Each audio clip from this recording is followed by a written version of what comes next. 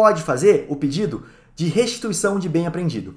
O terceiro de boa-fé pode fazer. Então vamos supor que nesse meu exemplo aqui, este carro não é de nenhum dos 4 participantes, tá? Ele é de uma terceira pessoa. Ou um exemplo que ocorre com muita frequência.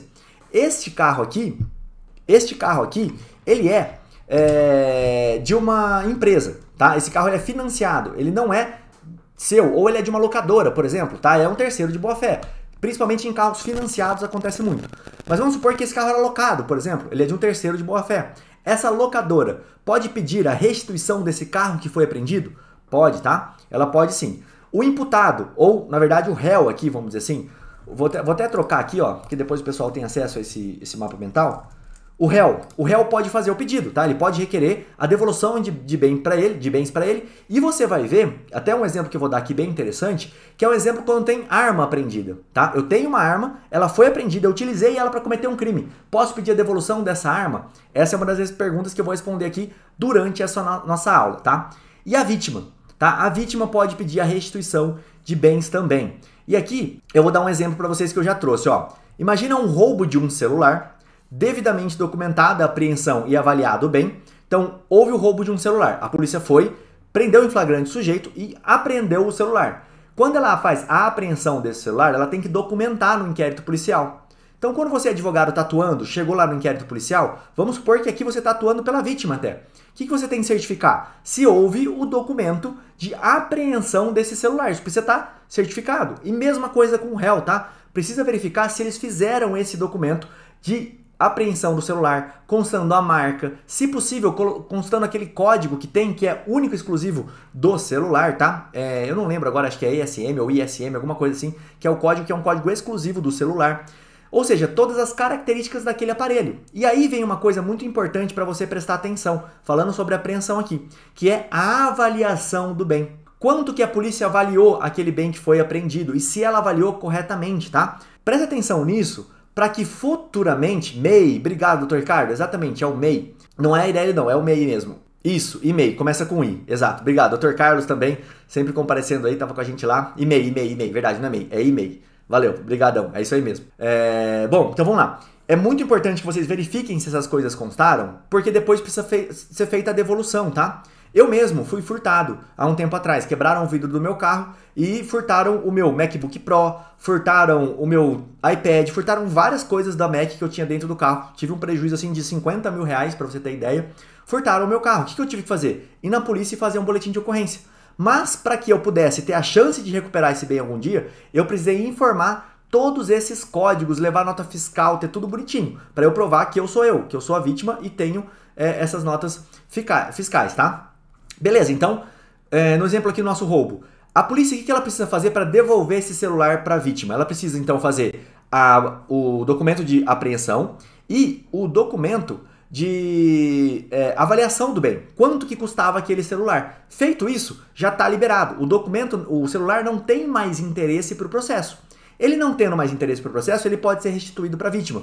Ele não precisa ficar apreendido no processo, tá?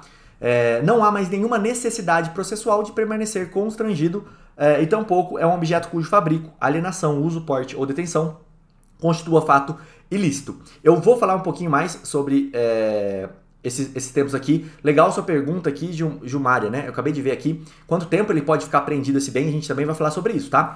Mas vamos começar, a gente está bem no comecinho aqui ainda.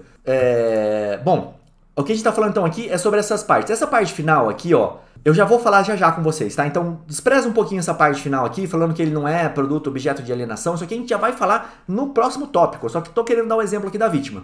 Agora, presta atenção num processo um pouco diferente, que isso acontece todos os dias, tá? A vítima de violência doméstica, ela é ameaçada através do celular dela, ou ela tira fotos através do celular dela. O que comumente a polícia faz lá na delegacia de polícia? Ela pega esse celular, ela tira fotos ou tira prints da tela desse celular, tá? Das conversas que estavam ali naquela mídia, naquele SMS, e junta esses prints dentro do processo. Qual é o problema aqui? Eu não tenho como fazer contraprova, o celular não está apreendido, eu não tenho como fazer uma perícia para saber se alguma dessas mensagens foi apagada.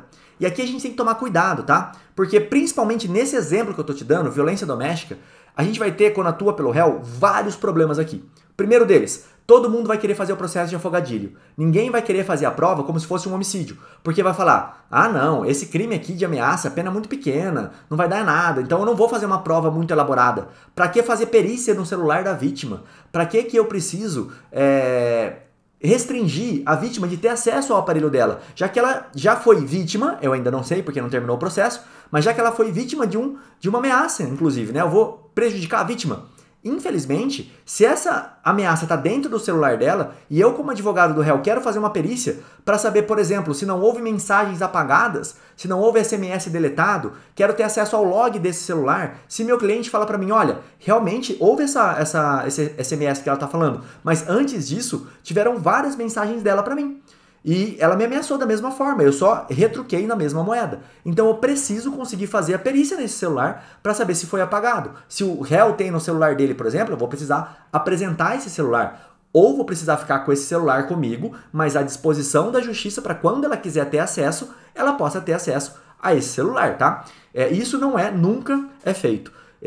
Quem dirá então cadeia de custódia? A gente vai ter uma aula só sobre cadeia de custódia, não é o objetivo hoje, a gente está falando da restituição. Mas esse é um exemplo, tá? E nunca é apreendido esse celular. Mas se ele for apreendido e precisar fazer uma perícia, você, como advogado da vítima, por exemplo, ou como advogado do réu, vamos supor que ele teve o computador dele apreendido e vai fazer uma análise no HD desse computador. Qual é uma saída aqui? Olha, você não precisa ficar com o computador inteiro aí. Você pode retirar esse HD, por exemplo, do computador, tá? Ficar com o HD aí, o meu réu concorda, e devolve o computador para mim que eu ponho um outro HD para eu poder utilizar a minha máquina. Computador é uma coisa que tem fácil perecimento. Então, quando a gente vai fazer um pedido de restituição, a gente tem que tomar cuidado. Porque se eu peço a restituição de um computador com um HD que está sendo periciado, vai demorar décadas. Imagina que tenha 8 teras de arquivos dentro desse HD.